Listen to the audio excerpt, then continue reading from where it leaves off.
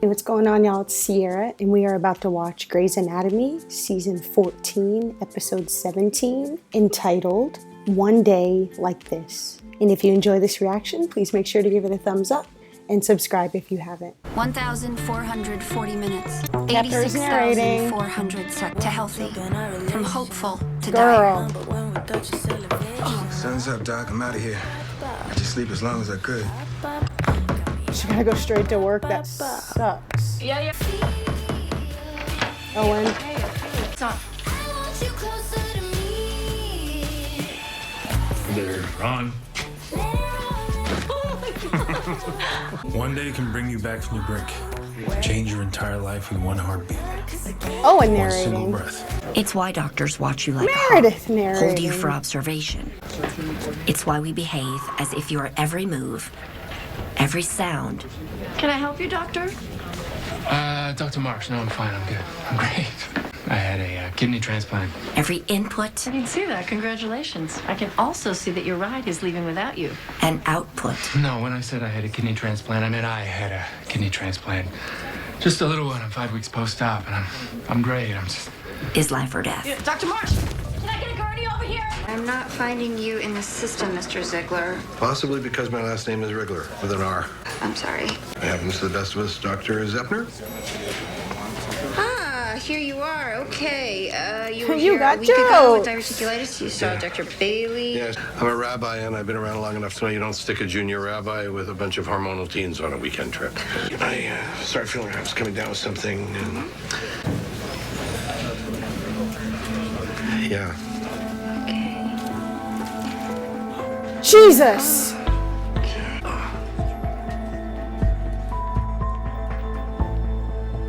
So, tell me. Tell me I'm not gonna lose this kidney. Well, we have to wait for your labs to come back. I'll do an Or she could just ultrasound grow you a and whole bunch of let's just mini not get ahead of kidneys. ourselves. Oh, hey, what's a good word, Doc? Yeah, tell me what's up. It's a reaction to the antibiotics you were prescribed. It's what's causing your skin to separate from itself. You sure there's no one we can call? Uh-oh. What's up, Bailey? You gotta look. Yes, I gave him antibiotics. For the third time, you didn't want to, I don't know, try something different? I made a judgment call based on the standard of care. You can take antibiotics a dozen times and no reaction. It's random. It's awful, but it's random. You didn't do anything wrong. Look, I can take over from here. He was my patient. No way. No, I'm not going to let you go in there and tell him you screwed up and then sit by his bedside and make it all about you. April. April, you know that's not fair. All right? Any one of us could have done the same thing. Yeah, but we didn't, and she did, and I'm not about to let her sit there while he circles the drain. You're going through something. I want to help. I truly do. That doesn't mean This you has get nothing to to do with me, Jackson. I am just trying to clean up her mess. We've all seen his labs. He has a squirtin of 5. We can give him as much care as we want, but he'll be lucky if he makes it through the night. And if he doesn't, that's on her. Dang. Jeez, Kepner. Oh, no, this is me trying to avoid an unnecessary addiction to opioids if I can help it. Slippery slope and all. When I'm talking to Harper Avery winning Meredith Grey, yeah, I do. See, you don't even need any visitors. You have so much internet stalking to do. I do. I have 3 kids. Wow. And an occasional stowaway. What's the matter? I'm just looking for your superhero capers on and seeing it. I have a lot of help. Do you? What's that like? Your kids have a dad? They did. And you work at one of the best hospitals in the world. Your mother must be so disappointed. Well, I like to think she'd be a little proud, yeah. When did she pass? I was 15. Oh. Me Yeah, too. she was kind. She had a terrible dresser and possibly smart. Don't be discouraged. She had heart failure. She was on the list a long time. Owen has a lot of sex on this show. asking why you're here. A lot. She's the one who pointed out that there's always been something between us, and she was right, so I... So you got on a plane to me. Yes, Teddy, there's no reason to make this... Wait, what were you doing when she said this? Oh, Owen. You were sleeping with her. Teddy, When? When did she say this? yesterday. last night. I just got way too personal on the first date, so your turn. Excuse me. Joking, that was me making a joke. Listen, the reality is, as soon as I'm good to go here, I'm on a plane back to Minnesota. Mayo's got my back. You never have to see me again. Oh, okay. Party, excellent No, choice. what's weird is I thought he was just a doctor when that I worked was in the young, hospital that she had never my met girlfriend and I before. stayed in this tiny So he village. came to And I think we perform. used to He crash extracted her the house and kidney or drink all whatever, of her or liver or wine. whatever, And she was and then he's 97. taking it back to Her Minnesota. sister- me and my kids in a hammock and a stack of books that I'll buy with no intention of ever reading. In this scenario, I don't suppose there's any room on that hammock for someone about your age. Brilliant, but not too brilliant, with one debatably functioning kidney. I mean, unless you want to lug a canoe over your head with me, because I'm game either way. Elise? Your wife, Elise, is on her way. Just hang in there, Eli. Sorry, I can drop some morphine. Bailey, quit being creepy.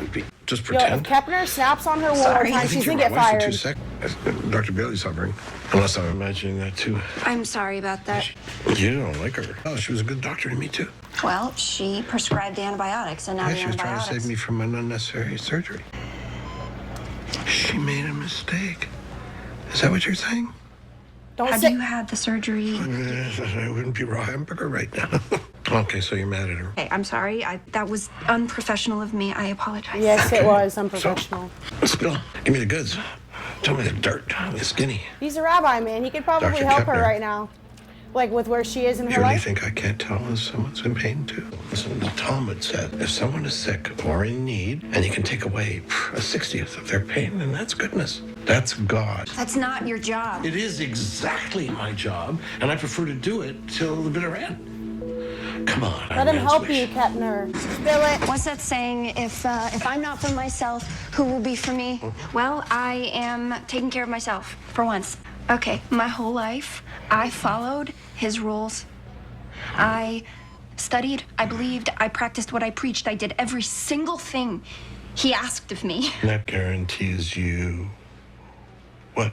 Right. Excuse me. Where is the guarantee? In the sequel? Because I have to admit I'm not as up on that as I used to be. By The the New sequel, you mean the Testament. New Testament? No, where is it written exactly that if you do this or that everything in your life is going to be good? I'm not asking for everything to be good all the time, but fair. I think that I should. Was it fair when Isaac went blind and then his child betrayed him? And where's the fairness when Sarah had to wait 99 years before she had a child and God said, sacrifice him?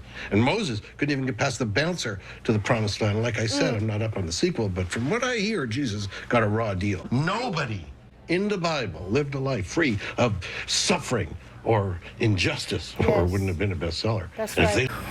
Faith wouldn't be real faith. You only believe when things are good. Okay. You sound like a child. What? Terrible things happen. Terrible, wonderful, devastating things happen. Who the hell are you to know why? Who are you to know why some people live and some people die? Children die who didn't do anything wrong. Right, and you don't get to know why any more than I get to know why I'm dying from taking a pill that saves lives. It's not narcissism. And then what is it? Pain. Kepner. Unimaginable pain. Yeah, I know the feeling. God's not indifferent to our pain. The world is full of brokenness, and it's our job to put it back together again. And it's our job Please don't die. to fix it. Will you tell Dr. Bailey I forgive her? Oh, Okay? You'll tell her, right? Elise. I love you. Okay. Oh, Elise. I'm here. I love you. I'm right here. I love you. oh, oh. So in that moment, we have to hope that she does not snap. What's the word, Dr. Gray? Wow, she looks fly. I saved your kidney. You are... Oh my God, you are evil. Saved my whole damn life. You came here because your marriage is over and you're terrified of being alone. I'm not terrified. Oh, please, you leave Beth. There must be more that and I know I'll find who I am, just who. Eli forgave you. Somewhere just beyond my. Some things just happen, and we don't get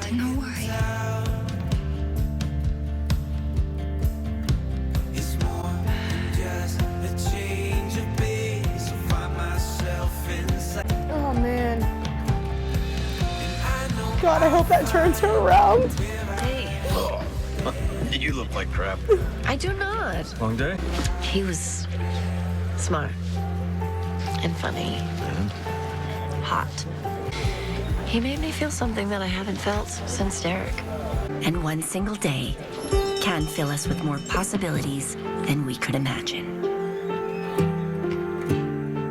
Alrighty, y'all, that was Grey's Anatomy, season 14, episode 17, entitled One Day Like This. It was meant to be that Kepner's patient was a rabbi, her having a religious background, you know, just hearing a different aspect. It spoke to her. It was exactly what she needed in that time. It was what the rabbi needed in that moment. And in his dying moments, he spoke life to Kepner and encouraged her. And I really, really hope that that was just what she needed to get out of the funk that she has been in and to turn around and make the best out of her situation. It absolutely broke my heart. It was a beautiful moment, but it was sad. Kepner has been a jerk recently, and she just got a really, really bad attitude with Bailey. And I'm glad that the rabbi forgave Bailey. And I'm glad that they had that moment in the chapel. And it wasn't very, very sad. It was just her being in the wrong place at the wrong time. Kepner was for sure out of line with the things that she said to Bailey, but the rabbi's words were very powerful. And I hope that there can be peace now between Kepner and Bailey, and I hope that Kepner can find some peace. I said during the episode that Owen has been with a lot of women recently. He's been with the Italian chick. He's been with Amelia. He just hooked up with Teddy. Teddy was kind of right. He does not want to be alone. It's like he has a hole that needs filled with women, you know? And that could be from something that maybe he went through in the military or just past issues in his life. But I'm very surprised. Actually, I'm not surprised. Teddy got the story out of him, and I'm glad he told the truth. But with the things that he was saying, I would have been offended too.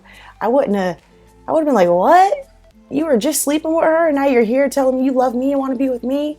No, it wouldn't have went that well. Now he's got to go home and make the best out of what he's left with. It was a really good episode, and I hope you enjoyed it. And if you did, please make sure to give it a thumbs up. And I'll see you guys on the next one.